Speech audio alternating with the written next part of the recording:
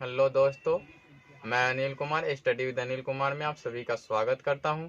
आइए आज हम सभी SSC, railway, other one day competitive exam से रिलेटेड साइंस के पोर्शन को पढ़ने वाले हैं और देखते हैं इसमें कितना प्रश्न हो पाता है।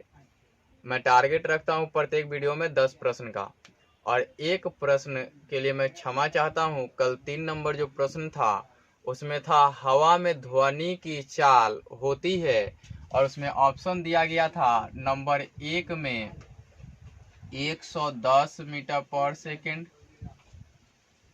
2 में दिया गया था 220 मीटर पर सेकेंड, 3 में दिया गया था 232 मीटर पर सेकेंड, और 4 में दिया गया था 343 मीटर पर सेकेंड। और मैं बार बार यह बोल दे रहा था आप सभी से कि हवा में प्रकाश की चाल, इसके लिए मैं क्षमा चाहता हूं। मैं जानता हूं कि आप सभी को भी अच्छा नहीं लगा होगा, तो इसलिए इसका राइट ऑप्शन ये था। और मैं जो स्टेटमेंट लिखा था वो लिख दूं कि हवा में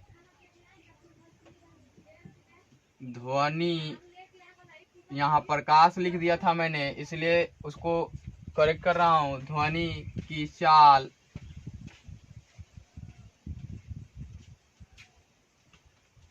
बराबर 330 मीटर पर सेकेंड लेकर के न्यूमेरिकल बनाते हैं तो न्यूमेरिकल बन जाता है।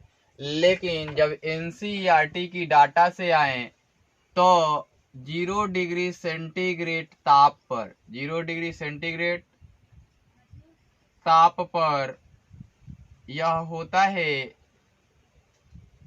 331.5 मीटर पर सेकेंड। ये एनसीईआरटी का डाटा है, मैंने बताया था।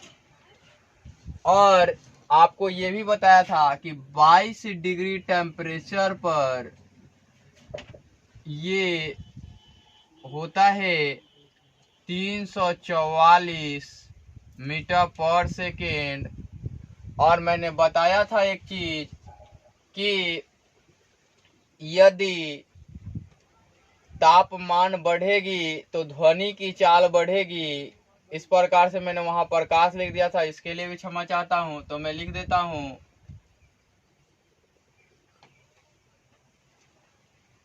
यदि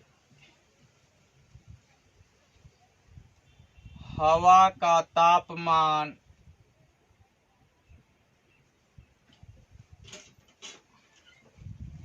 1 डिग्री सेंटीग्रेड ताप से बढ़े तो ध्वनि की वेग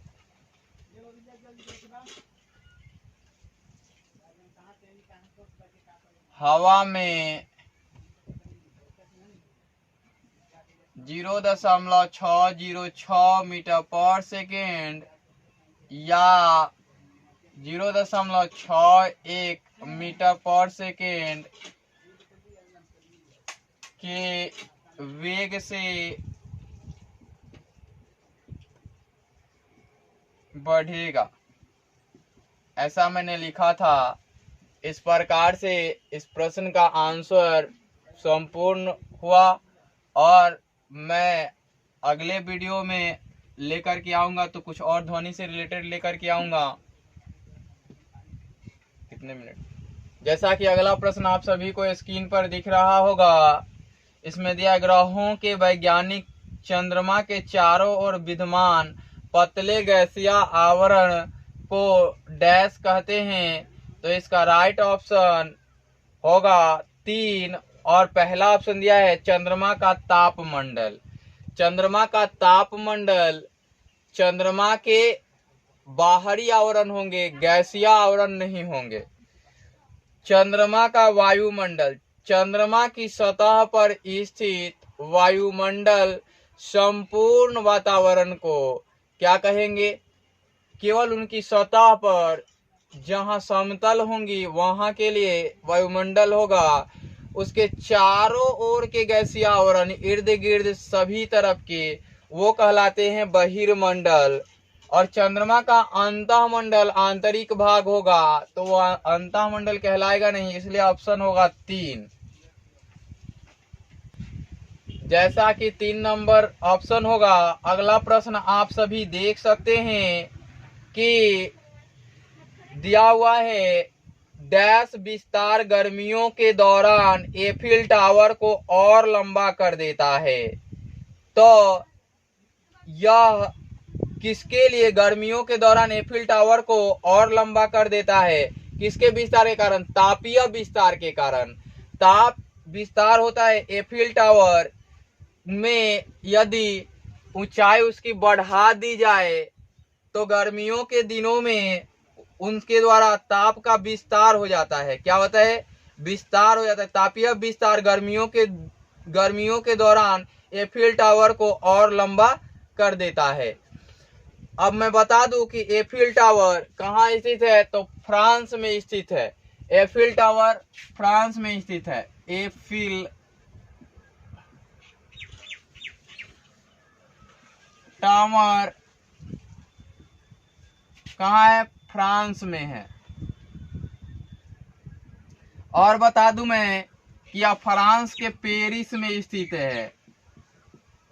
एफिल टावर की ऊंचाई की कितनी है, तो इसकी ऊंचाई देखने जाएं, इसकी ऊंचाई जो है वो आर्किटेक्चरल यानी कि कुछ उससे संबंधित जुड़े हुए चीजों से जितनी ऊंचाई है, यानी कि किसी भी बिल्डिंग या टावर की बनावट जो होती है उसमें कुछ ना कुछ इर्द गिर्द जुड़े होते हैं। मान लिया कि एक टावर ऐसा हो तो यहाँ कुछ ना कुछ जुड़ा होगा, फिर यहाँ भी कुछ ना कुछ जुड़ा होगा, यहाँ भी यहाँ कुछ ना कुछ जुड़ा होगा, बाकी शेष ऊपर रह गए। ठीक है, तो ये वस्तु जहां तक जुड़ी हुई है, कुछ ना कुछ जुड़ी हुई है, वस्तु संबंधी है, वो आर्किटेक्चरल कहलाता है। टेक्चरल वो है 300 मीटर। 300 मीटर यानी कि लगभग 984 फीट। 984 फीट है लगभग।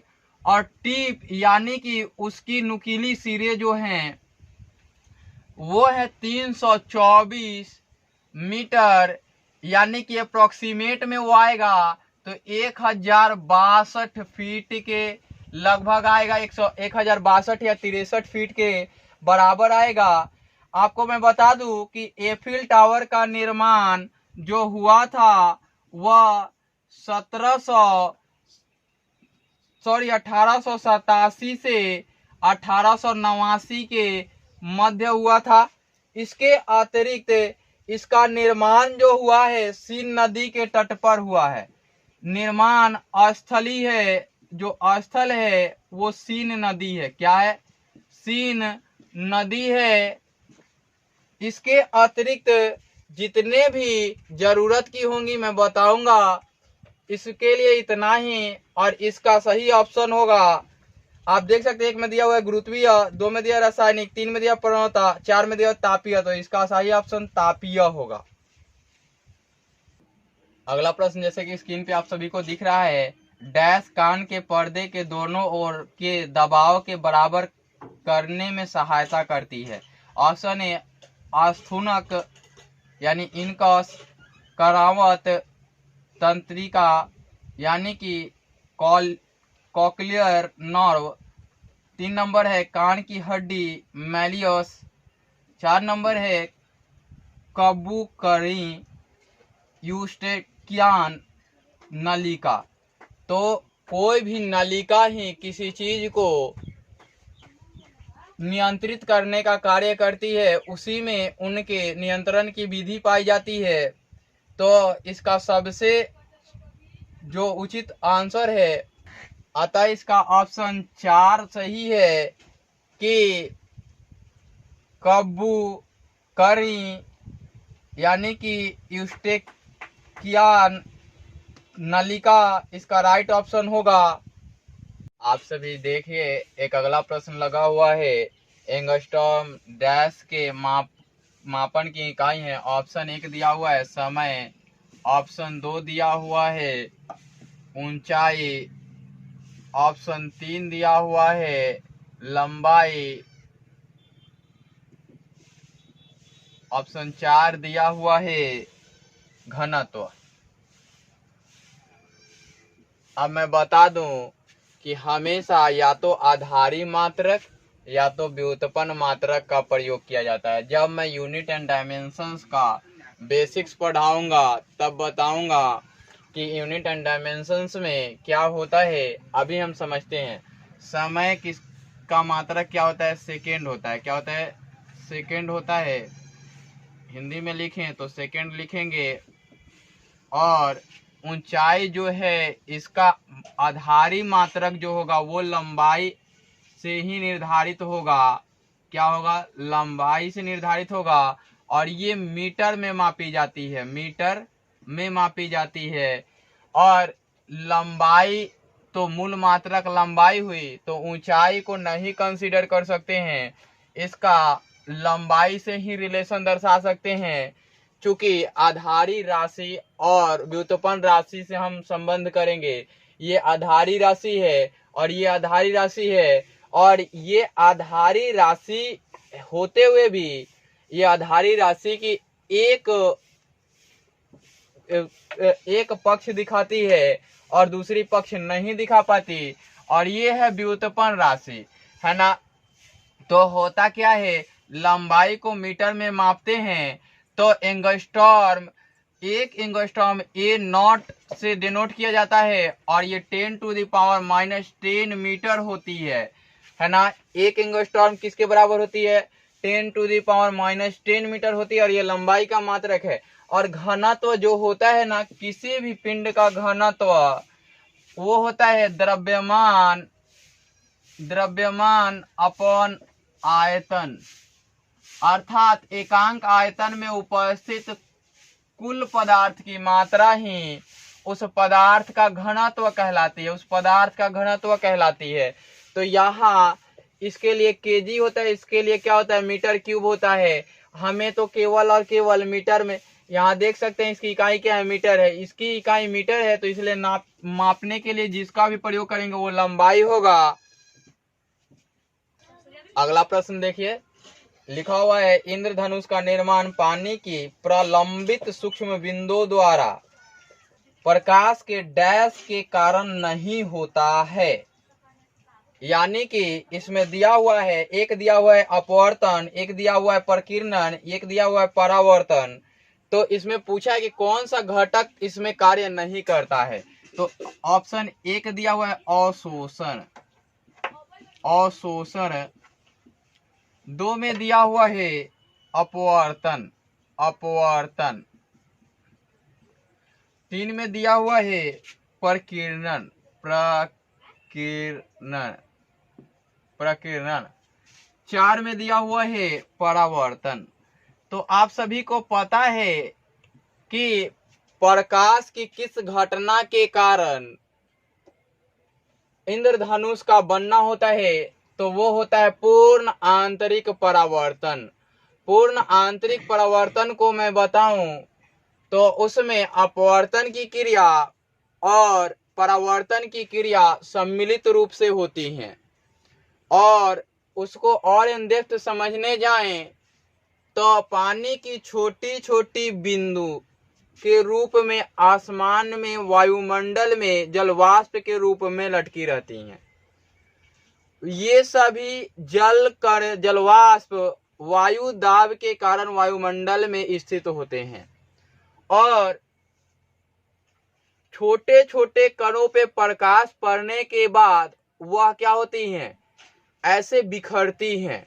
आप देखते होंगे कि एक आईना को छोटे छोटे टुकड़ों में तोड़ दें और उसे जमीन पे छितरा दें, ऐसे उसको मतलब सुसज्जित कर दें, तो उसमें पड़ने वाली प्रकाश किरणें इधर भी जाएंगी, इधर भी जाएंगी, इधर भी जाएंगी, चारों तरफ फैलती हैं। इसी प्रकार से प्रकाश किरणें प्रकीर्णित भी होती हैं, तो परावर्तन की क्रिया पूर्ण आंतरिक परावर्तन ये दोनों होंगी और ये घटना भी होंगी, यानी कि तीनों घटनाएं सम्मिलित रूप से प्रकाश के बिंदुओं द्वारा, ये तीनों क्रियाएं इंद्रधनुष बनाने के लिए जरूरी होते हैं, है ना। ये तीनों क्रियाएं इंद्रधनुष बनाने के लिए उत्तरदायी हैं। यानी कि राइट ऑप्शन कौन सा होगा? राइट ऑप्शन 1 होगा।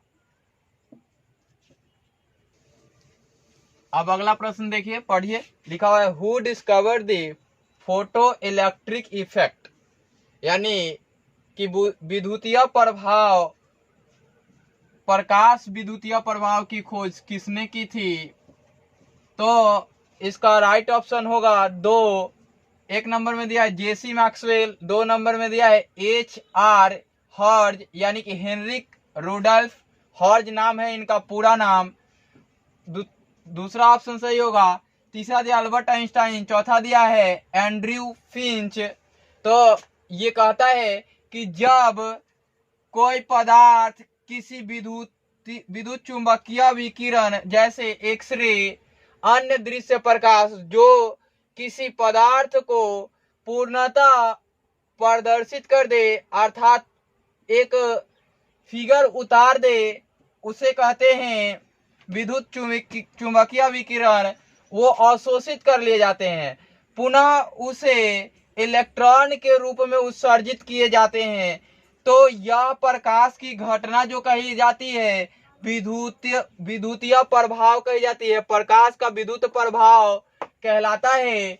तो इसका सही ऑप्शन 2 होगा, HR हर्ज होगा। इसको हटर्ज नहीं पढ़ेंगे, हर्ज पढ़ेंगे। अगला क्वेश्चन देखते हैं। अगला क्वेश्चन क्या कहता है? अगला प्रश्न आपको स्क्रीन पर दिख रहा है, इसमें दिया विद्युत शक्ति मापने की इकाइयों के संदर्भ में निम्नलिखित में से कौन सा कथन सही नहीं है? तो विद्युत शक्ति मापने के इकाइयों के संदर्भ में निम्नलिखित में से कौन सा कथन सही नहीं है? 1 में दिया है विद्युतीय शक्ति मापने के लिए प्रयुक्त एसआई मात्रक इकाई यानी मात्रक वाट होती है। तो आप जानते हैं, मैं पिछले वीडियो में भी बता चुका हूं कि एसआई मात्रक क्या होता है? विद्युतीय शक्ति का वाट होता है।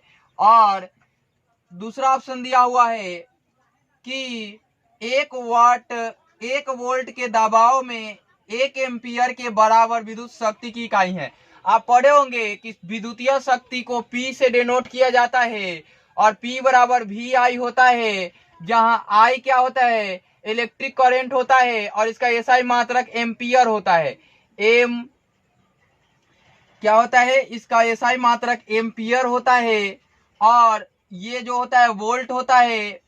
तो आपने देखा कि 1 वोल्ट के दबाव में 1 एम्पियर की धारा, ये भी विद्युत शक्ति को मापने की इकाई है। अगला दिया हुआ है विद्युत ऊर्जा की इकाई वाट घंटा होती है। तो आप जानते हैं कि 1 किलोवाट घंटा में आपने एक चीज मापा होगा, तो इसमें से किलोवाट हटा दें तो वाट घंटा, यानी कि 1 घंटा में उपभोक्त ऊर्जा 1 वाट घंटे कहलाती है। इसके अतिरिक्त चौथा ऑप्शन जो है, ये पहले ऑप्शन, दूसरे ऑप्शन, ये तीसरे ऑप्शन का डिस्कशन है। चौथे ऑप्शन जो है 1 किलोवाट, यहाँ दिया 1 किलोवाट बराबर दिया हुआ है 10,000 वाट दिया हुआ है, जबकि के का अर्थ होता है किलो और किलो होता है 1000 के बराबर, जो कि बराबर नहीं है।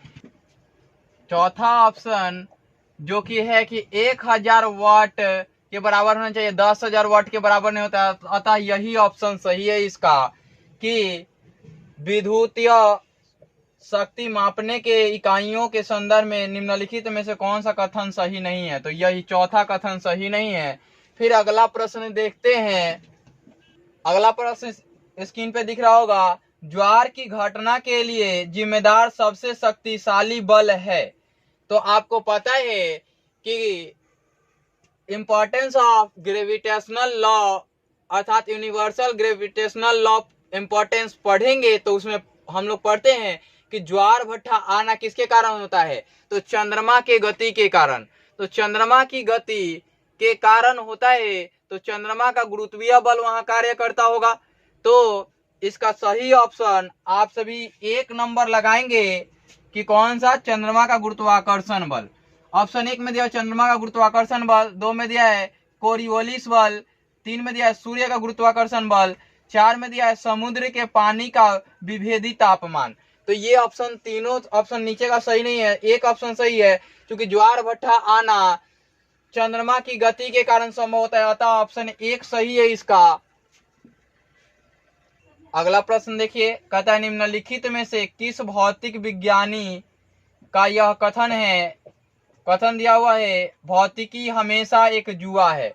ऑप्शन 1 है आइजक न्यूटन, ऑप्शन 2 है स्टीफन हॉकिंस, ऑप्शन 3 है जे रॉबर्ट ओपेनहाइमर, ऑप्शन 4 है डेविड ग्रॉस।